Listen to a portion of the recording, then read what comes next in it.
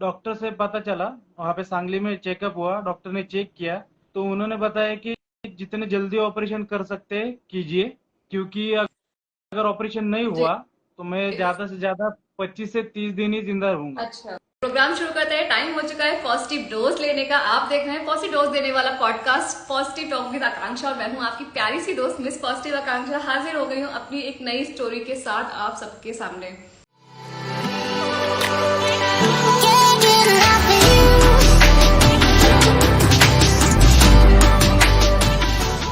जो हमारे आज के गेस्ट स्पीकर हैं, साहिल सैयद नाम है, महाराष्ट्र से बिलोंग करते हैं वो। मैं हमेशा एक बात कहती हूँ कि जो अनुभव है, एक्सपीरियंस है, वो उम्र से नहीं आती है। मैं हमेशा कहती हूँ, अपने पॉडकास्ट में जितने भी एपिसोड हुए हैं मोस्टली मैंने बोला है, अनुभव उम्र से नहीं आता है। अनुभव आता है आपकी लाइफ में जो चुनौतियां आती है ना, जो स्ट्रगल आप करते देखते हो ना, उससे आता है। कुछ लोगों की लाइफ में जो स्ट्रगल होता है वो उनका मतलब जब पैदा होते ही ना उनका दामन थाम लेते हैं। कुछ ऐसी ही आज की स्टोरी है। जो हमारे साहिल हैं, गेस्ट स्पीकर हमारे, जो हम सबके साथ अपनी स्टोरी शेयर करने आ रहे हैं, उनके साथ भी कुछ ऐसा ही है। उम्र ज्यादा नहीं है, हमारी तरह ही यंग है। और बात करें स्ट्रगल की, बात करें चुनौतियों की, तो बचपन में जैसे ही वो पैदा हुए उनका दामन थाम लिया। लेकिन कहते हैं ना कि एक पॉजिटिव ऑरा होता है। अगर आप पॉजिटिव है ना, तो लाइफ में कितनी भी चुनौती आ जाए आपका कुछ नहीं बिगाड़ सकती, आपकी हिम्मत नहीं तोड़ सकती, आपको नहीं तोड़ सकती है। चलिए टाइम वेस्ट नहीं करते, जो हमारे आज के गेस्ट स्पीकर हैं मैं उनको जा रही हूँ जोड़ने। आप लोगों को बोर नहीं करूंगी, आप लोग उनसे ही उन्हीं की जुबानी उन्हीं की कहानी सुनिए। साहिल, स्वागत है आपका positive talk with Akanksha podcast में। थैंक यू सो मच हमारे साथ जुड़ने के लिए और हमारे साथ अपनी पॉजिटिव एनर्जी, अपनी जो लाइफ की जर्नी है ना, वो हम सबके साथ शेयर करने के लिए। Thank you very much. जी। तो साहिल, प्रोग्राम शुरू करें हम। जी, शुरू करते। तो चलिए प्रोग्राम शुरू करते हैं। हमारे साथ साहिल सैयद जुड़े हुए हैं जो कि महाराष्ट्र से हैं। बाकी आप साहिल से ही जानते हैं उनके बारे में। साहिल, हम सबसे पहले आपके बारे में जानना चाहेंगे कि आपका बर्थ कहाँ हुआ, कैसे, क्या, आपकी फैमिली के बारे में। जी, मेरा बर्थ महाराष्ट्र स्टेट में है, सातारा डिस्ट्रिक्ट में एक जी। उमरज करके गांव है, उस जी। गांव में हुआ था। और जैसे ही मेरा जन्म हुआ तो पता चला कि मेरे पेट में एक फोड़ा था। बाय अच्छा। बर्थ उसको पायना बाई फिडा कहते हैं। जी। तो डॉक्टर ने देखने के बाद मम्मी को बताया। उस समय पापा तो नहीं थे, क्योंकि उस समय 98 99 में वॉर चल रहा था। तो उस समय पापा तो नहीं थे, पापा आर्मी में है। तो मम्मी के पास, मम्मी को पता चला, नाना नानी को पता चला, तो सब टेंशन में आ गए थे कि अभी मतलब कैसे करेंगे, करके क्या करेंगे ये। क्योंकि पूरे इसमें फैमिली में हमारे फर्स्ट टाइम इस चीज को फेस किया कि ऐसा फोड़े के साथ बच्चा मतलब पैदा हुआ करके। तो डॉक्टर ने बताया कि इसमें जितने जल्दी ऑपरेशन कर सकते हैं कीजिए, क्योंकि अगर ऑपरेशन नहीं जी। हुआ तो मैं ज्यादा से ज्यादा 25 से 30 दिन ही जिंदा रहूंगा। अच्छा। अब 25 30 दिन बाद मतलब गारंटी नहीं है कि मैं जिंदा रह पाऊंगा कि नहीं। जी। और अगर ऑपरेशन किया तो डॉक्टर ने हमारे सामने दो कंडीशंस रखी थी। कमर के नीचे एक तो मैं हैंडीकैप हो जाऊंगा, जी। या तो फिर दिमाग से हैंडीकैप हो जाऊंगा। तो घर वालों ने डिसीजन लिया कि कमर के नीचे भले ही हैंडीकैप हो जाए, बस दिमाग बचना चाहिए। क्योंकि अगर ब्रेन है तो सब कुछ है जिंदगी में, मतलब जीवन जगने के लिए ब्रेन चाहिए, थोड़ी पैर चाहिए।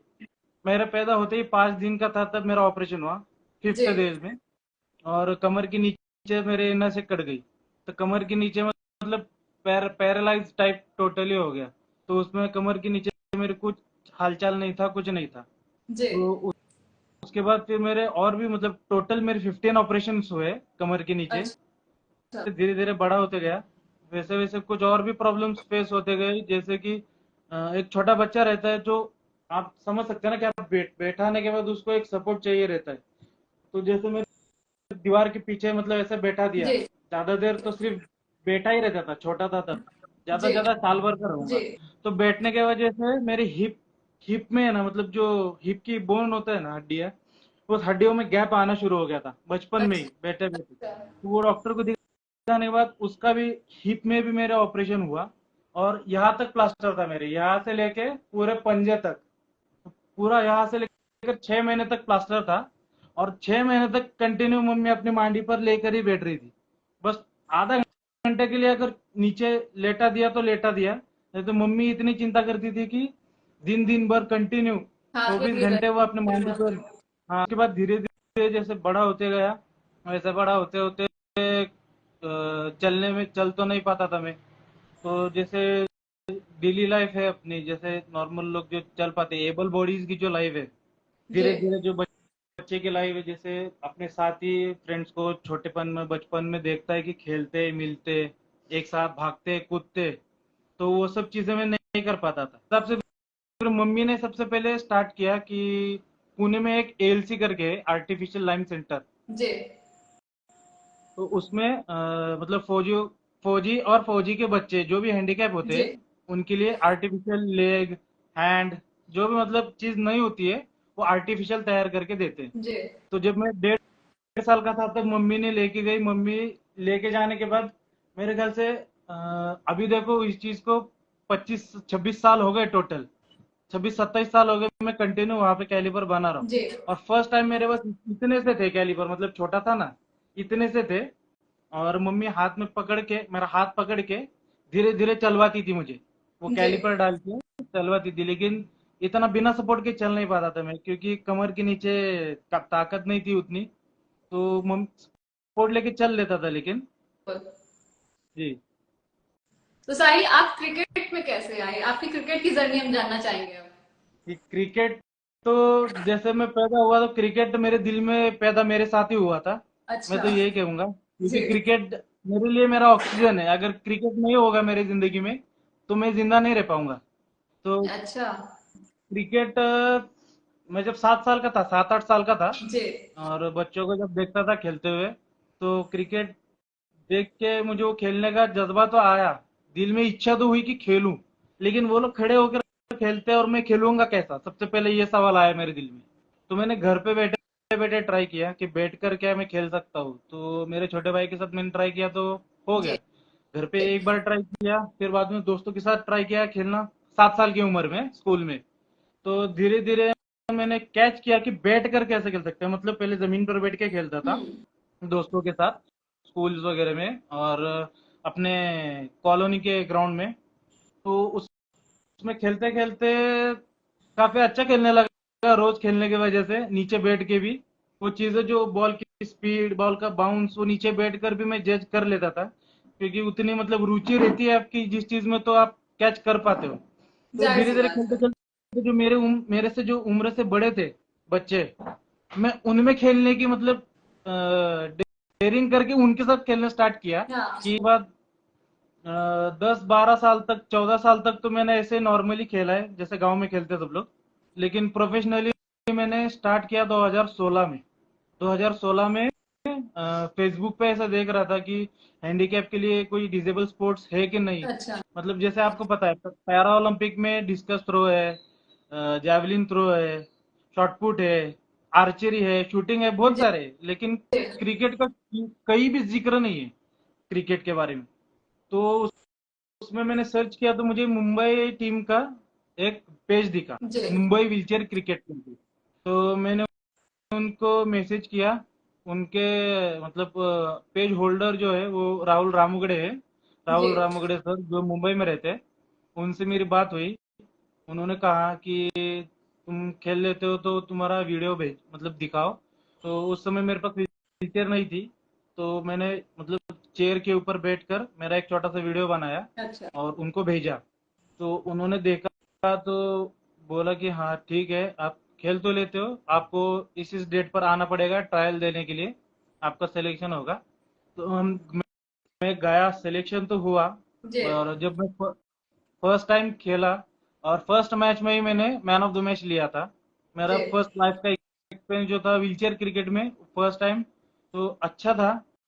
लेकिन अभी मैं ये खेलते हुए कम से कम 5-6 साल हो गए। तो अभी तो मैं, मेरे ख्याल से कम 40-50 डोमेस्टिक मैचेस खेल चुका हूँ स्टेट के लिए, 40-50। और एक मैच मैंने अभी रिसेंटली मई में, इसी साल 2023 में बांग्लादेश के अगेंस्ट खेला था। इंडिया बांग्लादेश सीरीज में इंडिया टीम को रिप्रेजेंट किया व्हीलचेयर क्रिकेट में।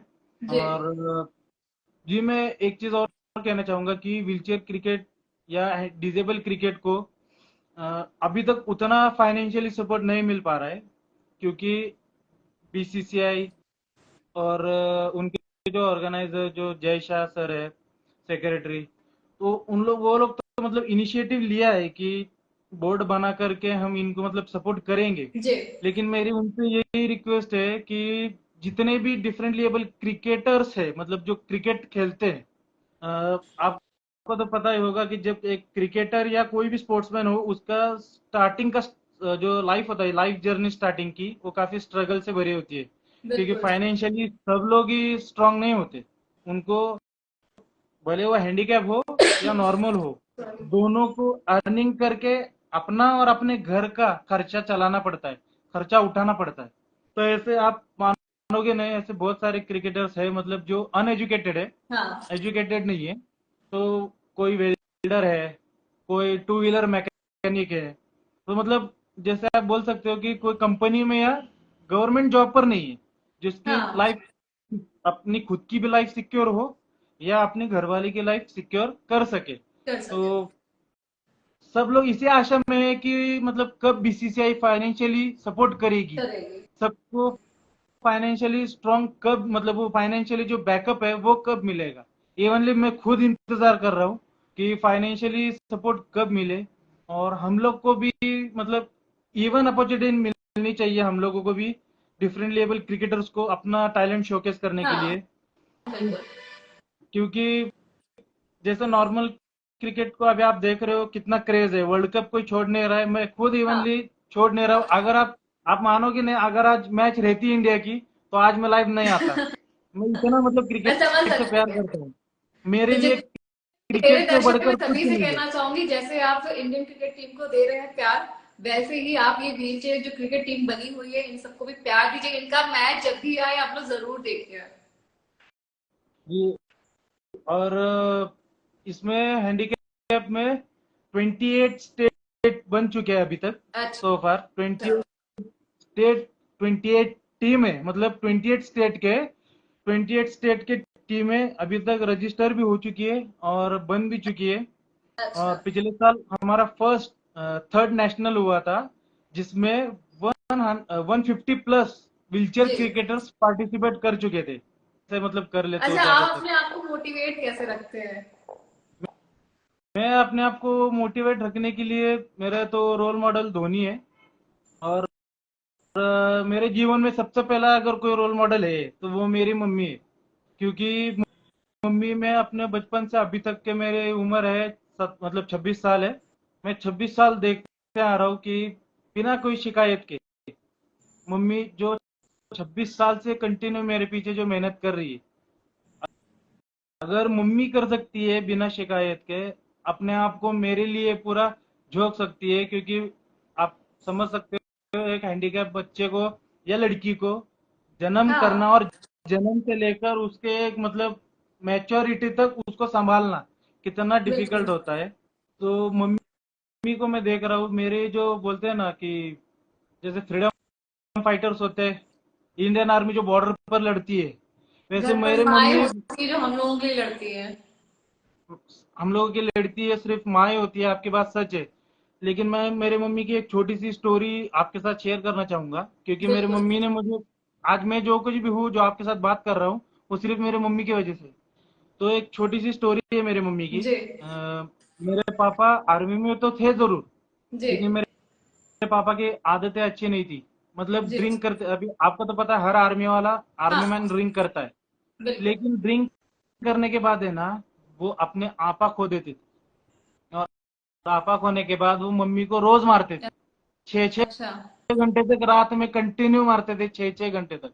तो ऐसे 18 साल तक मम्मी मेरे लिए, सिर्फ 18 साल तक कंटिन्यू हर रातें मार खाते आई, मार खा कर भी, पापा का सारे जुल्म सह कर भी उस मम्मी ने मेरे मेरे फ्यूचर का बारे में सोचा। क्योंकि आपको पता है, आप समझ सकते हो कि अगर मम्मी पापा को छोड़ती और मम्मी के मायके चले आती, तो जो फाइनेंशियल सपोर्ट जो रहता है एक, वो नहीं मिल पाता था, और जो प्रॉपर ट्रीटमेंट जो एक होती है वो भी नहीं मिल सकती थी मुझे।